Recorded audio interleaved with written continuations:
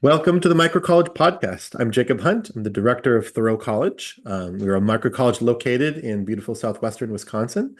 If you're listening to this, we're recording it in early September 2024. If you are interested in being a part of the Thoreau College experiment, please check out our Metamorphosis Gap Semester programs. We are currently accepting applications for the spring semester 2025, which begins in late January and runs through the end of May. In the next few months, we'll be opening up applications for the summer, the field school in July of 2025, and the fall of 2025 Metamorphosis Gap Semester. We also offer the classes for the Driftless Folk School, folk arts, homesteading skills, ecological literacy, and a performance season centered on the Viroqua Shakespeare Festival happens every June. So check it out, thoroughcollege.org. So today on the podcast, we are excited to be able to speak with Hannah Schwartz, who is part of one of the founders of the Riverflow community in Monkton, Vermont. Hannah Schwartz formed and co-founded Heartbeet Lifesharing in 2000 in Vermont. She served as the community's executive director and development director, drawing on her lifelong experience with social therapy and her commitment to bringing the life-sharing philosophy to community-based care for adults with developmental disabilities in Vermont. Hannah dedicated over 20 years to Heartbeet, and during her tenure there, joined national and statewide conversations and action to expand meaningful options for adult life, removing barriers and increasing opportunities for adults with developmental disabilities. Hannah pursued a master's in special education at Antioch, New England, graduating in 2016. In 2020, Hannah felt called to leave Heartbeet Lifesharing to deepen and expand her understanding of diversity, equity, justice, and inclusion through a social work and policy lens at the University of Vermont in their Master's of Social Work program. Hannah has dedicated her working life to learning and embodying alternative, diverse systems of care with a special focus on neurology. She is a social researcher, innovator, and leader in cutting-edge thinking who is dedicated to encouraging all to reach their very highest potential. Thank you for joining us today, Hannah. Thanks for having me. So yeah, here on the Micro College Podcast, we always begin with people's early adulthood and the biography during the period around the age of the students who we work with here at Thoreau College. So I'm wondering if you could cast your mind, your memory back to when you were 18, 19, 20 years old, and just give us a picture of where you were during that period. What were the big influences on your life, and how has that shaped what you're doing now? I went to Warren Wilson College in North Carolina. Great. So was very, very blessed to be in the Blue Ridge Mountains. And I also was pregnant and had a child in those years. So I got through my first semester of 20 credits at Warren Wilson and then had a baby and went back. Wow. So I have kind of an unusual early adulthood that included motherhood. And I also think it was deeply empowering around advocacy. Had to kind of wiggle my way through traditional education as a single mom and a young mom and all the judgments that come with all of that. Sure. So I learned quickly and with some very challenging lessons what it meant to stand up for myself and advocate. And also kind of learned about judgment from other people, what that felt like as a projection. So that was my young advocacy years, and jumped right into adult life, really. Yeah, parenthood will do that. Yeah, and in the midst of going to college, that's a unique combination there. It was. Ward Wilson was graceful. They gave me what they called the rabbit hutch at the time, which was a little tiny house on the periphery of campus, but it was very beautiful. It was kind of tucked into the woods and right on a path up to the Blue Ridge Mountains. And so I actually felt very lucky and was surrounded by a lot of support. Yeah, that's great. So for listeners here who might not have heard of Warren Wilson or maybe heard of it and I don't know what it is, so Warren Wilson is one of the significant examples of alternative higher education. I also would say one of the most beautiful campuses I've ever been to. It reminds me. I Truly. remember the first time I drove in there, I thought it's the Ewok village from the the third Star Wars movie or something like that. But can you say, yeah, how would you explain Warren Wilson to a person who really doesn't know anything about it? I mean, I was really lucky while I was there. There was just about 500, 600 students. So it was still a very small college. It hadn't, it, I think their goal was 2000 by 2000. I don't know if they actually ended up doing that. But at the time I was there, was things, the college was small and very communal. You knew everybody. Big farming focus. There was like the piggery and the gardens and a real lived experience, a lot of hands-on learning, a lot of connection with the soil sciences, but directly with things, not theoretically. So I appreciated, and you had to be on the recycling team. So you drove the trash truck and student-led cleaning, everything was run by students. So we did all the cleaning of our own buildings. You were very involved in life, and they didn't let you just kind of intellectualize learning. There was this life skills and education woven together. I mean, it's part of the Work College Consortium, which Yeah. Sterling College is part of. So all those colleges that really focus on the value of learning to work alongside your education. Yeah, it's a really amazing list of schools people should be aware of, and Warren Wilson is certainly leading one. We've had a number of students come from Warren Wilson to Thoreau College, and certainly from our school communities here, the Youth Initiative High School, where I've been a teacher. I think we have several alums there right now, so it's an Mm, important, yeah. Asheville to Viroqua is an important connection. makes a lot of sense. Yeah, yeah. So I mean, as in the biography, I just shared, so the Heartbeet Lifesharing community is a big part of that story, and you're, one of the founders and mainstays for a long time. Heartbeet is part of the Camphill universe. There, we've listeners of the podcast may have heard a couple of episodes back, Dan McCannon from the Harvard Divinity School, who's written a book about Camphill and introduced it. But yeah, tell us a little bit about Heartbeet and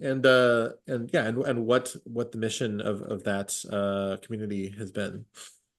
Mm. So I was born and raised in Camp Hill in Kimberton Hills, which is a Camp Hill in Pennsylvania, a wonderful agricultural center, and a deep example of what Camp Hill can be over time. And I moved to Vermont to finish my last semester of college at Goddard. I had been a volunteer in Canada at a small community called Les Amitiés, House of Friends in French. And I was so inspired by their work with people with pretty significant challenges. It was not a Camp Hill, but it was Camp Hill inspired. Hmm. And then I came down for my last semester and was piecing together my life as an adult, living with my husband at the time and our two kids, and just really struggling with what these nuclear settings that the world was advocating for, your own little house, your own car, your own lawnmower, your own everything. Hmm. And I just felt so wasteful. And a neighbor of ours was diagnosed with cancer. And I remember he didn't want us to help him because he couldn't pay us. And I Right. felt really saddened and kind of distraught at that thought that that everything we do is exchanged for capital and money, and we can't just be neighborly. Like the neighborliness and community element was missing. And at the same time, I was starting to look for jobs post college and recognized friends with special needs all over and around me, but who were really experiencing peripheralization. The police were being called on people who were just like loitering around, hoping someone would chat. And I felt really sad. Started looking into Vermont. Where is the meaningful adult life for people with real vocational opportunities that are meaningful? Hmm. And coming from Camp Hill, it's kind of like once you start knowing about organic food, it's hard not to eat organic food. It felt the same way for me. Like I know better. I know something really special, and I need to make it happen here in Vermont. And there's so much community left in Vermont to build on. there's actually deep roots of community here. And so it wasn't hard to manifest it. I always say it was too hard and too easy. So Mhm. it was really hard, but it was also too easy.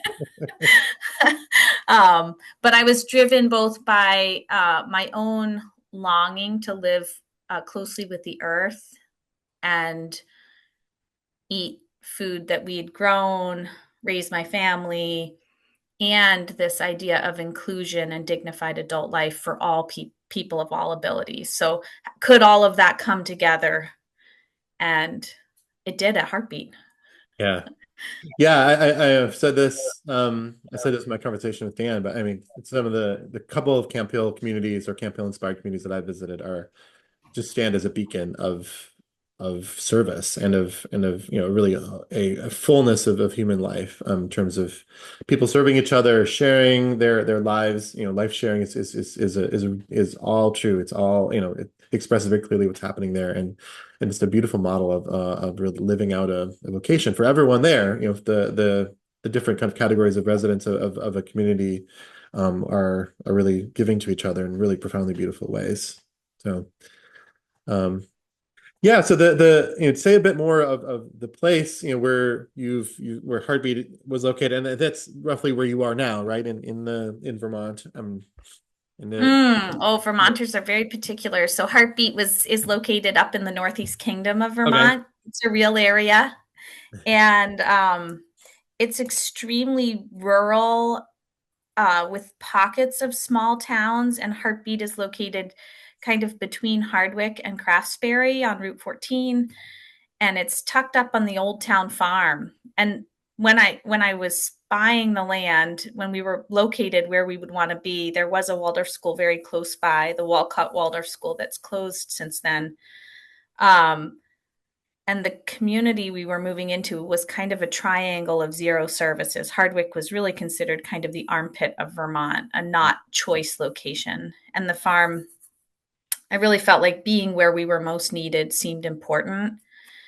And we bought the town farm not knowing the history of town farms in Vermont, which was kind of the original social service system that the Sure. state designed. So that was really truly serendipity, not something we were aware of. And also Vermont, when it deinstitutionalized, it was it struggled a lot with the concept of therapy and agriculture and land-based therapies, Hmm. because there had been a lot of abuse and exploitation. So coming in and redefining land-based therapy and really looking at the value of nature as a therapy and nature studies and the right to nature, the Hmm. human right to nature, took quite some conversations with the state. But Heartbeet is now really widely respected and loved. And um, yeah, it's incredible. It's like 5 houses and a community center and an active farm and a wood shop. And it's when you go there, we call it the karmic loop. There's a wonderful walking loop and just truly amazing human beings just keeping life real. Hmm. Yeah, could you expand on that idea of land-based therapy a little bit? That's a beautiful term. Yeah, I mean, I really, you know, in terms of when we think about human rights, I feel like we often forget that we have the right to nature.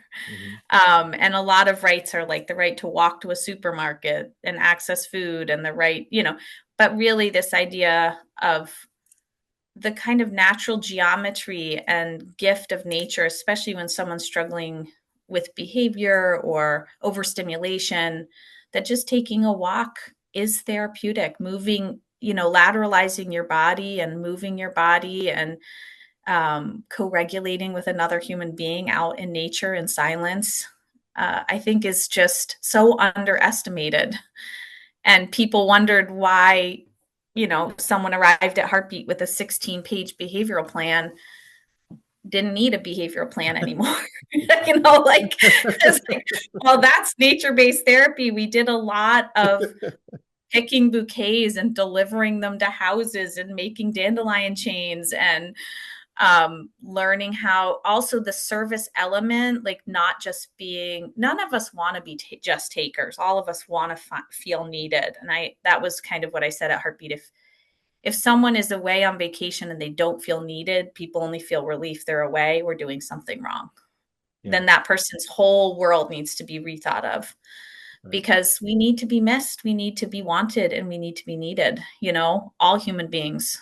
And so building that into the program or system design or whatever you want to call it, that as a community, if someone, whatever their skills are, they become part of the fabric of how things flow and they feel that piece of life, Yeah, absolutely. Yeah, I think one of the other really important functions and roles that these communities, life sharing communities, Camphills, have played in people's lives that I know of, is as a gap year, as a service opportunity for young people setting out on their young adulthood, between years of college or as a part of figuring out one's vocation, including some of our recent Thoreau College students have spent some time summer stints or exploring longer stints at various Camphill communities. Can you talk about that, those roles or those opportunities that if people listening to this who are thinking about what should I do after high school, after college, or as I set out to figure out my life, and what does it look like doing some of that at a community like Heartbeat? Yeah, so the volunteer position is so precious. I wish every young person would take a year in any Camphill, to be honest. And there's 105 worldwide. It's a huge opportunity to see the world. I'm talking to someone who just got back from Agua Linda in Argentina, one of the newer Camphills that's getting off the ground. Yeah. And Riverflow is a new community. It's just emergent. So it's one house. And the benefit of joining Riverflow is, wow, I get to see a nonprofit that is burgeoning and is just trying to get off the, and to believe that we can do these things. We can actually start amazing intentional communities. That's a magical thing to know. Like, I'm not trapped by the systems that are out there. I can be creative. I can imagine the world forward in a way that I want it to be. And I think for young people, that's really important. And Heartbeat had that when we were starting. I think a lot of young people poured through Heartbeat because they wanted to know they weren't trapped in traditional systems that were very oppressive, and where labor is really sold, So I think they were interested in this young couple who was just kind of like trying to change a broken system, be part of change. And the role of the coworker, I think there's a couple pieces. Life is extremely rhythmical in Camphill.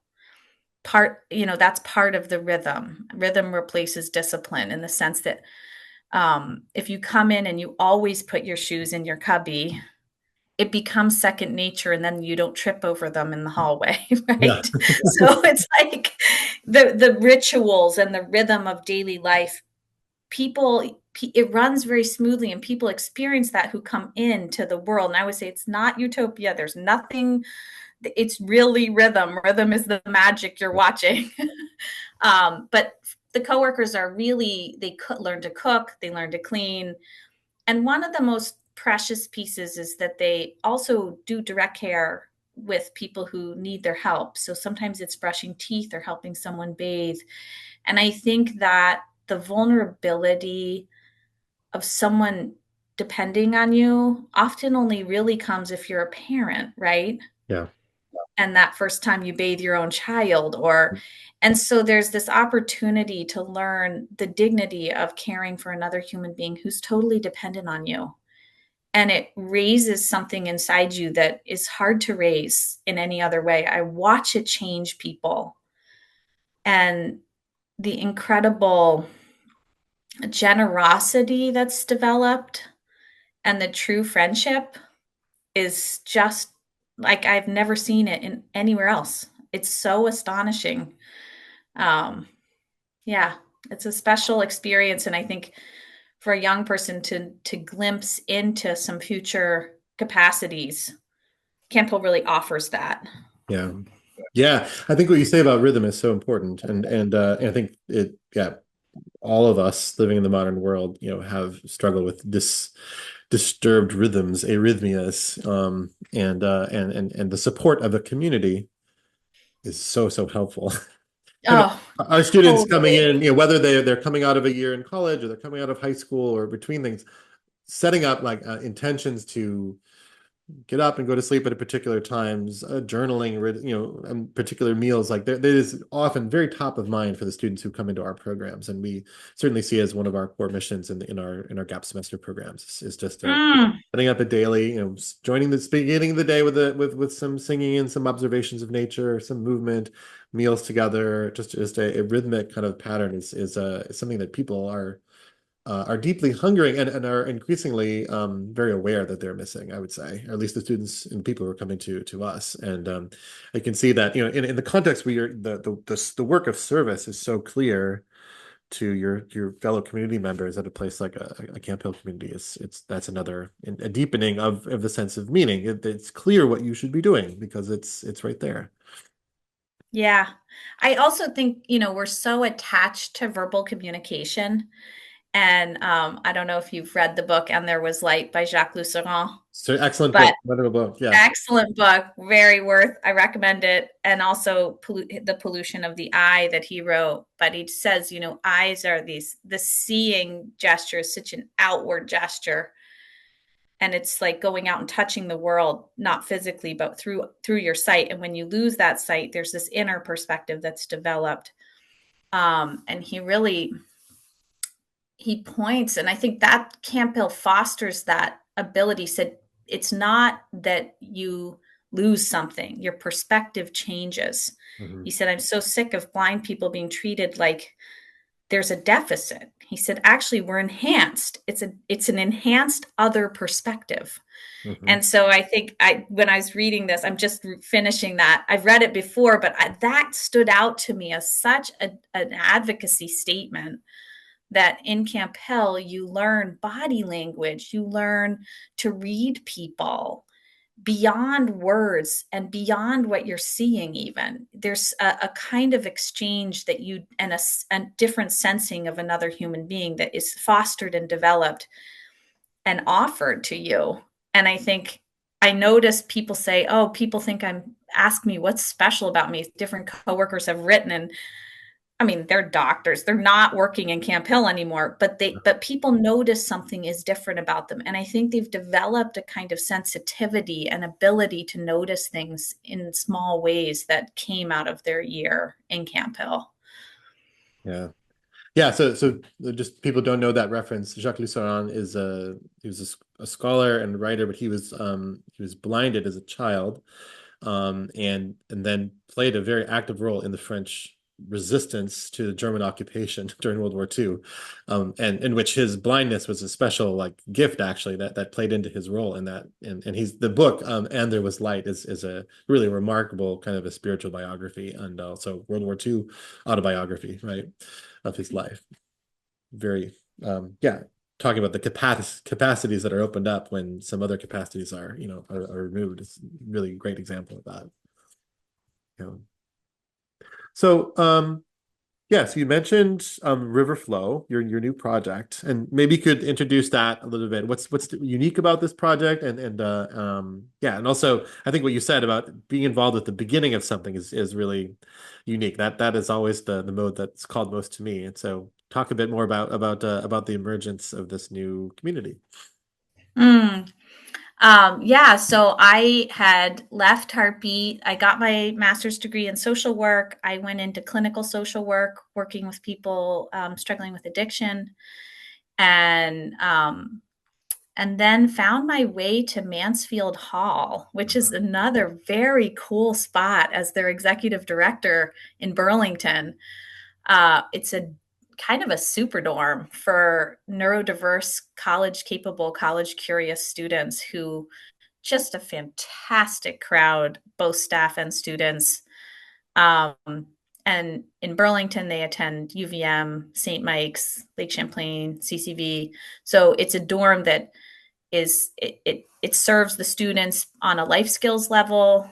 and it serves the students in terms of supporting them educationally and their Wow. college career.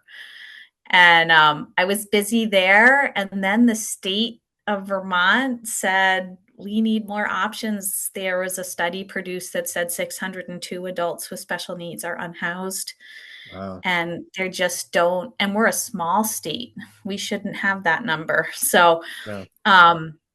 I think the state is really just realizing they need to expand options. And a group of parents had started a parent advocacy group called DDHI, Developmental Disability Housing Initiative, that was really parent driven, saying, hey, where are the houses for our children? Like, what's going to happen here Hmm. as we're getting older? Where do our children belong? Who will love our children? And I read an op-ed by Elizabeth Campbell, who I'm also friends with and had been friends with, and was just so deeply, deeply moved and experienced kind of a calling back to Camphill. Like, Hmm. I loved my work at Mansfield Hall. I really didn't anticipate leaving that. Um, but out of a real calling and listening to kind of what the future was asking for, I realized this is something I know how to do, and can really help with. So got called into getting this off the ground and writing grants and gathering families and putting together a leadership group and finding land and filing a 501c3 and the whole real just boots on the ground, vision up. What would it look like for us to work with individuals with very significant developmental challenges and create meaningful, dignified adult life in community together? Hmm. So we are such a cool group. Seneca Gonzalez was working at Camphill Hudson in their day program, working with their theater program and leading their fiber arts, Hmm. and just a co-collaborator in their day program, art program. Very creative. Also lived with me for 12 years at Heartbeet. So we have a long history together, brings a lot of confidence to Riverflow for me. And my wife, my wonderful wife, River Parker, is also uh, diving into the project and has been really boots on the ground around managing the building. So we bought this 30-acre property in Monkton that had been abandoned for, like, we think between 8 and 10 years. Wow. Um, a huge 6,000 square foot house with 8 bedrooms that we was like just this almost unrecoverable building, but just recoverable enough to buy it and do it.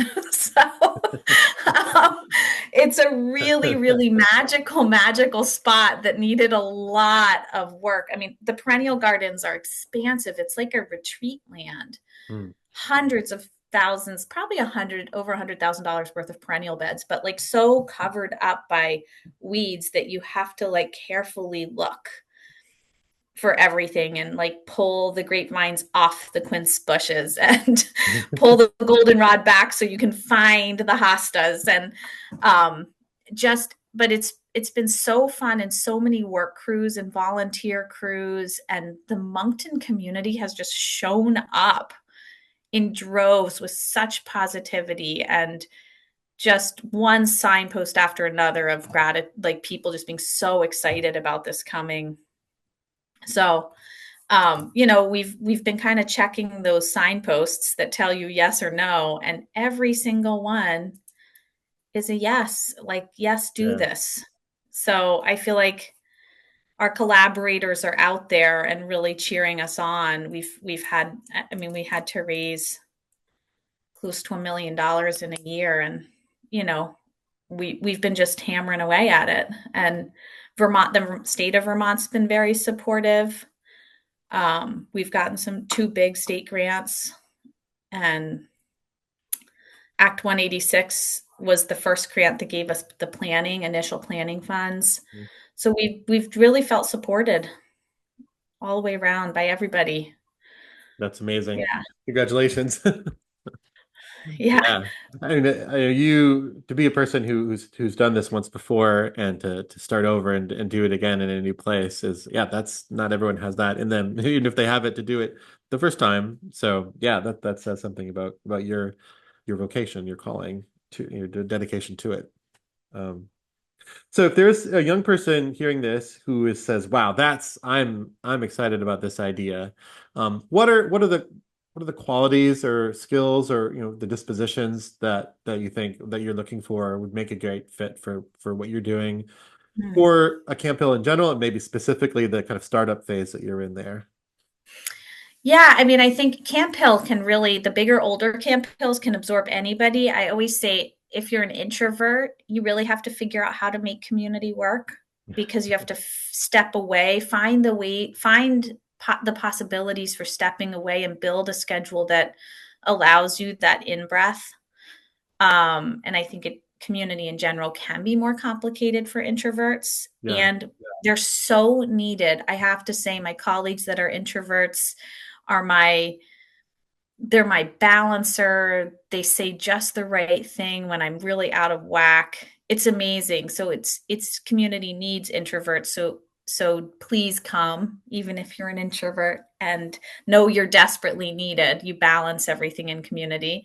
can I Um, right there, introverts, that's such an interesting point. I mean, I would observe there are more people who are identifying as or like owning their identity as introverts in a way, and I do think that they are powerful, parts of the community. And as an extrovert, like it definitely like it's been like it's something that I need to always like work on actually. And so do you have any insights as a community leader, community former of like how do you make a community welcoming and really appreciative of its introverts?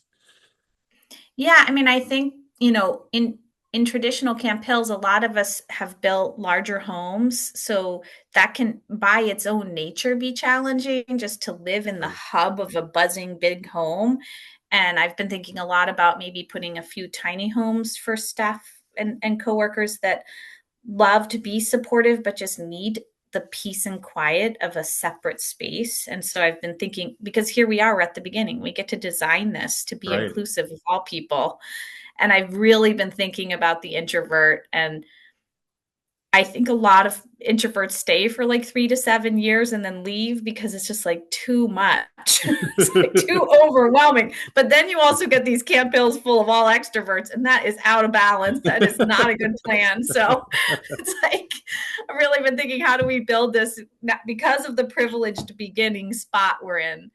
Can we think about people who may not want to live right in the hub of a big home, but really want to be in the intentional community and really feel called to the service part of it?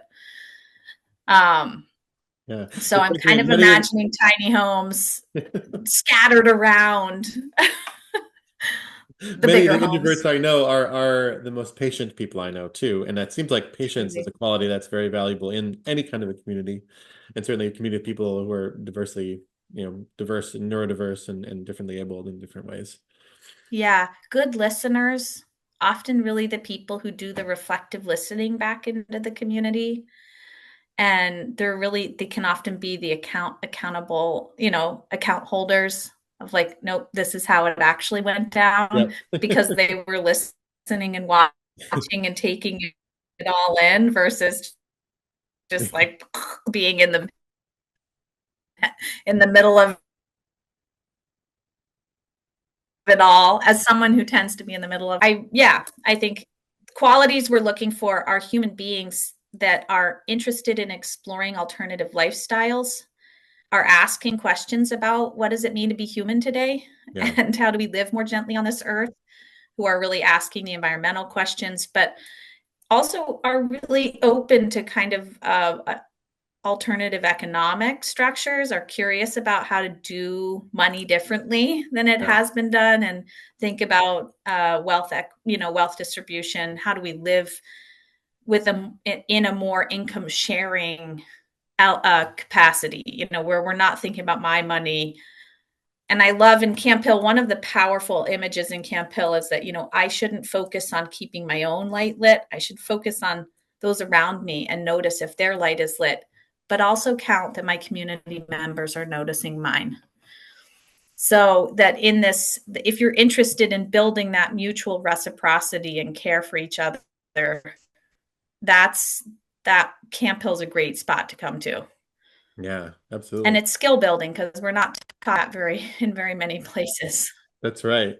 Yeah, could you say a little bit about how money does work in, how does the financial aspect work for people coming at different ways into these communities, or how are you designing it there, Riverflow? Yeah, I mean, there's many ways of being connected to Camphill financially. There are paid employees that work administratively, nurses, all, one-on-one support people that come during the day. And though there is a traditional employment model, and then within the community, for people who are living within the community, there's also an income sharing capacity, Mhm. which means that you are your basic needs are met by the community. So your room and board, and you have 4 weeks of vacation, and you have access to a car, and all the benefits of the community life, homegrown food. And then you you also, so traditionally there's a stipend that comes for a first year volunteer, a second year volunteer, a third year volunteer. Those stipend levels change. And then if you're staying beyond 3 years, it's a conversation around what that stipend looks like based on your needs. So it's much more needs driven than Uh, any other model that I know, where people get to really state what their needs are, and the community works based on individual need. And we're also aware of each other. So let's say somebody's grandfather is very ill and they can't afford a ticket to Europe. It's not uncommon for the community to circle that person and everybody contribute. And so instead of it being my money, your money, there is a sense of communal money and communal responsibility for each other. yeah. Yeah, I think it is a really powerful aspect of being a part of a community like one of these. And I see from young people a real eagerness to explore different ways for money to work in our lives. And yeah, especially thinking about people, young adults who are starting out without necessarily any assets. Our society is laying them down with debt a lot of times these days. But and also people with disabilities. I think there's never been a society that seems to have less supports for people like that than ours. Even as you mentioned, the town farms and so forth. We have those here in Wisconsin too, historically. And this without those sort of structures, it's really becomes a question how a person is supposed to exist in the world. Yeah, I mean, I think one piece is that our world values us for what we do, not for who we are. Yeah, And that is very complicated because for a person with developmental disabilities, and there's such a wide, I really want to talk about the vast spectrum of what that means. yeah, But for someone with very significant um, developmental disabilities, they don't fit our traditional work models, and their value, it can easily look like we don't value them because we can't see the work they're going to do. And what is so amazing in intentional communities where individuals are included is their contribution is so obvious and celebrated. And yeah, that's the exciting part for me in Camphill. yeah. Yeah, can you say a bit more about the range of abilities or a range of kind of conditions that people are coming into one of these communities with? Yeah, I mean, I know people always want a diagnosis. They want to know what's going on, and I think the and then there's also the reality that in Camphill, it's very hard to tell who are the coworkers and who are the friends, because Right. all of a sudden we're all mingled and we're all busy and we're all doing the work. And you have frequently have a guest say, is that person a coworker? Is that person a friend? Or I was like, do you really care? Like, we're Right. community members. Like, who cares? Like, just be amazed that you can't tell. Um, Exactly.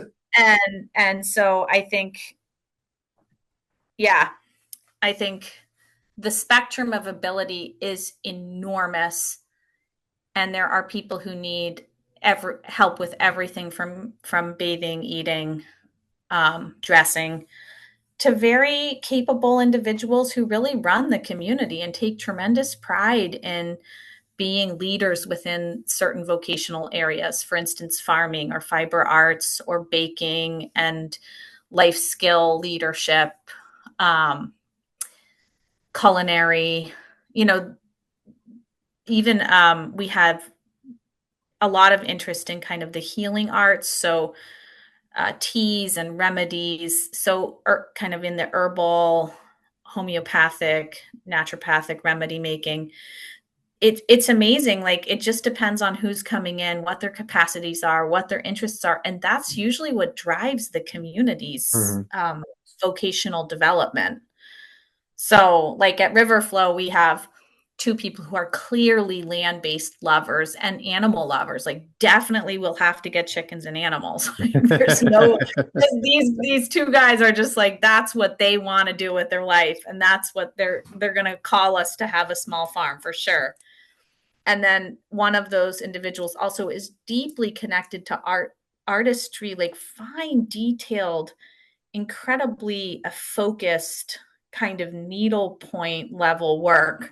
So we'll be, a lot of the programming is designed by the interests of the individuals. I really want to learn about mosaicing. I Uh-huh. have a feeling this individual is going to really love mosaic work, the detail of fitting things together. Yeah. So Yeah, I think you get a yeah. sense, in addition to the land-based therapy, the agriculture, the just exposures to plants and animals and the natural world, you can see that arts, the craft, the handcrafts and are also really a beautiful and important part of many of these of Camp Hill communities that I visited and what does that bring into the life of the community to be engaged with that kind of thing? Yeah, definitely. I mean, just the warmth of the environments and the wood shop at Heartbeet. I mean, and also a lot of the Camp Hills have these incredible wood shops. Mhm. The woodworking and working with wood therapeutically is so, also the smell of a wood shop and the beauty of the wood cutting boards and incredible shelf making and desk making and Adirondack chair making. I mean, a lot of the things I see coming out are just so spectacular and fun to watch. And I love the pride in people when they've produced and been part of producing something beautiful for the world. Yeah. Yeah, no doubt. I think that's something that can bring people together. Yeah, of all kind of backgrounds and previous experiences for sure. Be able to make something beautiful and to share it with the community. Yeah. So, yeah, if folks are interested in what you're doing, how can they find out about it? And what's your kind of time frame and when, what's the next steps in your project? Mm. We hope to open October 7th. We still have a one spot open for a volunteer position at Riverflow. Yeah. And that would be a residential coworker, 1 year coworker spot. And if someone feels called, they can just stay forever and be part of making this happen. Um, and they can contact myself, and that you can find me on the website at Riverflow. So it's riverflowcommunity.org. Yeah. Yeah, we'll link Is this in the show notes too for this. Yep. Yeah. Yeah, and I would just reach out to me and reach out. There's also a coworker application page on the website that you can go apply right through the website as a volunteer. Are there any Yeah. particular like interests or skill sets or like expertise that you're really looking for or feel like you might be, are lacking at the moment? Yeah, I mean, we need a farmer. We need Uh-huh. someone who we have a big chicken coop that can hold 20 chickens being delivered next week. Wow. And Geez, um, we're soon. and then I just we're kind of dreaming up a farm manager, someone who we have the capacity to build a post and beam barn and a farmhouse kind of on 5 acres that are tucked back on the back half of the more agricultural field section of the land.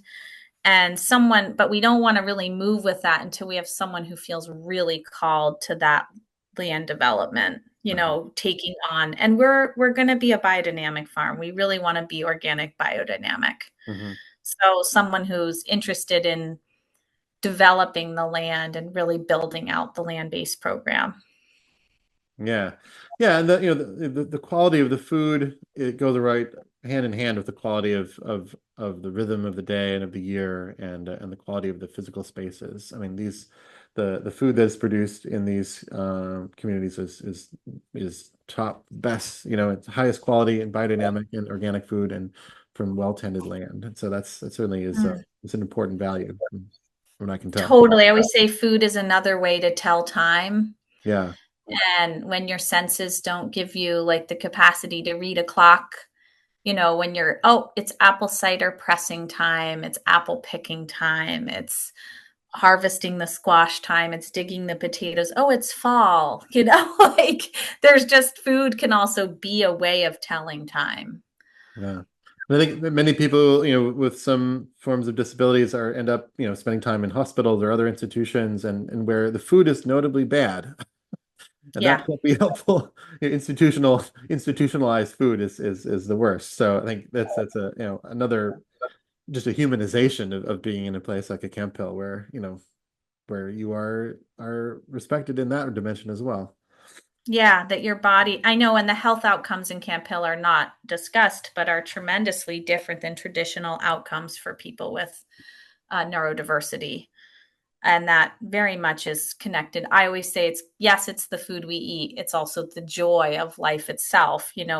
I think the national statistics on health outcomes is not good. So Yeah.